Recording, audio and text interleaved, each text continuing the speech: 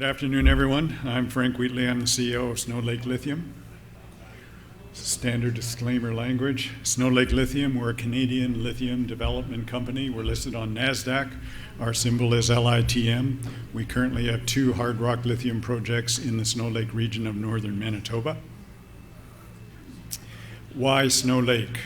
We believe we have one of the most advanced lithium projects in Manitoba. It's a hard rock lithium project. We've completed our preliminary economic assessment and we're moving into pre-feasibility studies. Manitoba is a Tier 1 mining jurisdiction. It's a historical mining jurisdiction as well as a current mining jurisdiction. Up in the Snow Lake region of Manitoba, Hudbay is operating their Lawler mine and Vale is operating their T3 mine. Also, as you probably heard earlier, Tanco has been operating the lithium mine outside of Winnipeg for the past 50 years.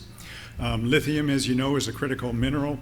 It's a critical mineral in Canada, in the US, in Europe, and certainly we believe, notwithstanding the depressed lithium market right now, lithium is going to be a good business to be in over the next decade as the whole climate change, energy transition takes place. We currently have a mineral resource of about 8.2 million tons, grading about 1%. We have a very large land package, almost 60,000 acres, or hectares rather. Only 1% of it has actually been explored, so we believe there is upside potential there. We've just completed a very robust PEA.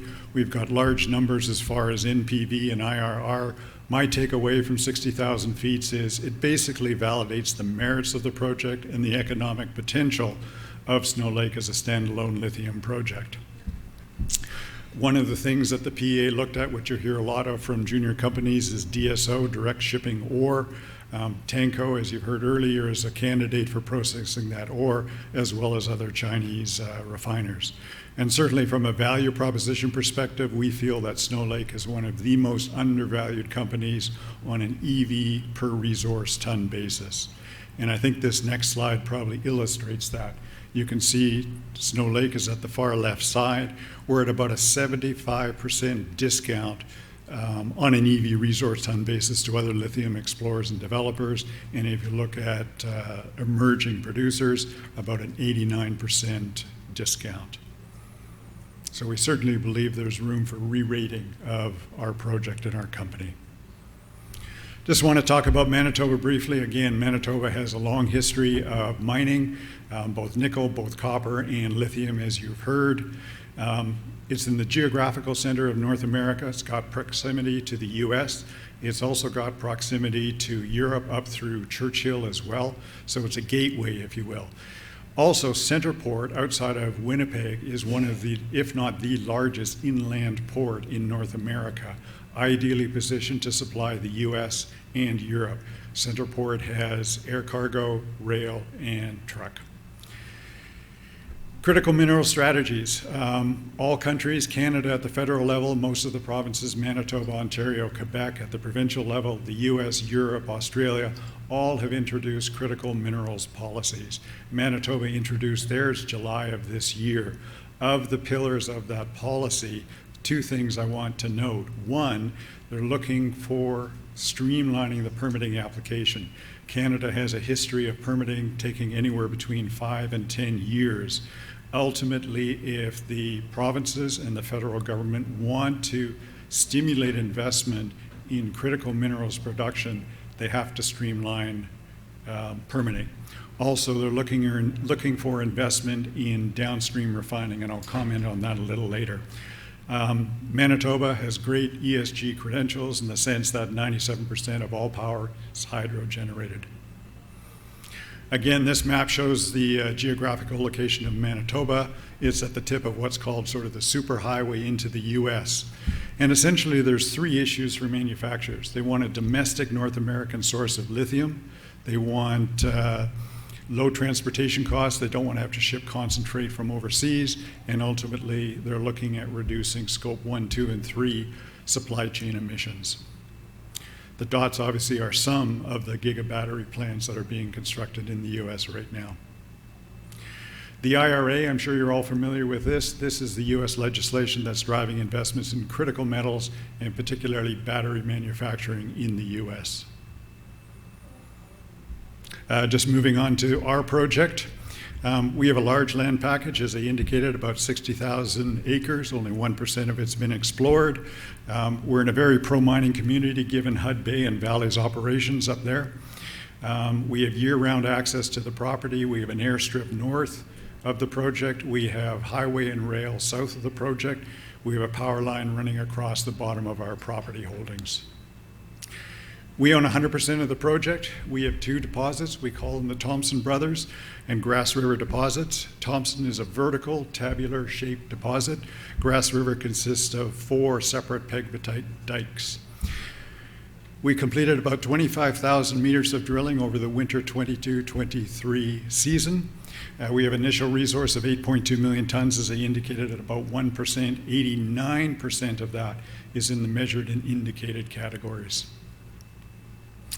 Both deposits remain open along strike and at depth, and as I say, there should be exploration potential, which we're looking to target with a winter drill program.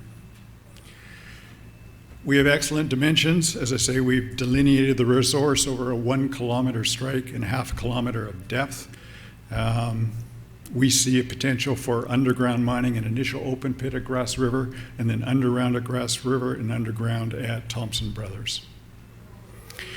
We have a very robust PEA, as I indicated, very large numbers on NPV, large numbers on IRR, short payback period. My takeaway, as I indicated, from 60,000 feet is ultimately what this illustrates is this is a project of merit. It does have economic potential and does warrant moving on to the next stage of development, which we're doing right now in the pre-feasibility stage. One of the advantages of underground mining, it's certainly got a small operational footprint. Notwithstanding, we're going to have an initial open pit. Ultimately, all tailings will be backfilled underground, again, contributing to our ESG credentials. Key milestones, 3 things that we're targeting for this year. We're looking at a winter drill program, which will be done once the ground freezes. We're looking at a pre-feasibility study, and we're also continuing our environmental baseline. We're about 1.5 years into our 2 years of environmental baseline data collection. So come next spring, we'll have our 2 years, which is the minimum requirement to apply for an environmental certificate. And I'll comment on Manitoba and permitting in a minute here. I want to talk briefly about the EV battery supply chain and lithium refining. This is a very interesting slide. If you look at this, there's 5 parts to the EV battery supply chain. There's mining, there's refining, battery cell, battery pack, excuse me, and end use. Canada obviously focuses on the mining side of it. Canada also has the battery cell, battery pack, and OEMs. The one piece of the puzzle that's missing is refining.